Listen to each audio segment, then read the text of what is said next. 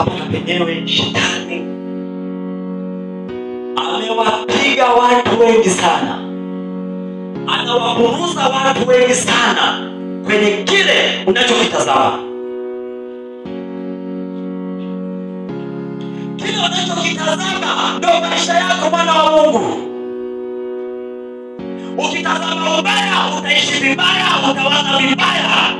Ukitazama vizuri utaishi vizuri na maisha yako yatakuwa mazuri. Macho.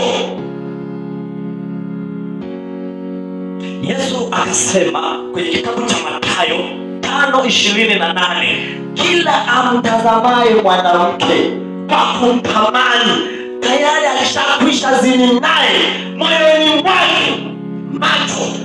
Ukitazama vibaya, ukitazama kiuzinzi, ukimtazama kwa kumtamani, ulishakwisha zini. Macho.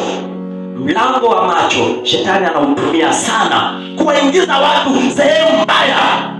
Kuwa makini, mwana wa Mungu, na kile unachokitazama. Unaweza kutazama tu kwa wema, unaweza kutazama labda kwa kujifurahisha, lakini tafakari shetani nini anachokiingiza. Sasa mfano wewe siku zote muda wote uko kwenye TV, muda wote unafuatilia season, muda wote sijui unafuatilia kitu fulani, muda wote yani kitu kinachoonyeshwa pale kwenye TV hakina utukufu. Kwenye simu zako zenyewe zimejaa nyimbo ya wakidadai, maana nusuuchi, maana ovyo unatazama. Utaniambia utawaza mambo ya kimungu? Hakuna. Macho ni mlango ambao ukitazama fikra, mawazo yanaanza kuja.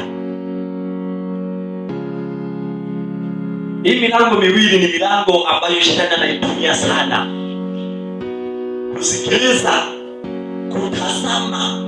Kuna watu walisikiliza watu wakatoka kwenye njia sahihi. Kuna watu waliwasikiliza wapendwa wakatoka kwenye njia sahihi. Kuna watu walitazama vitu wakaviwazia, hivyo vitu vikawatoa kwenye wepo.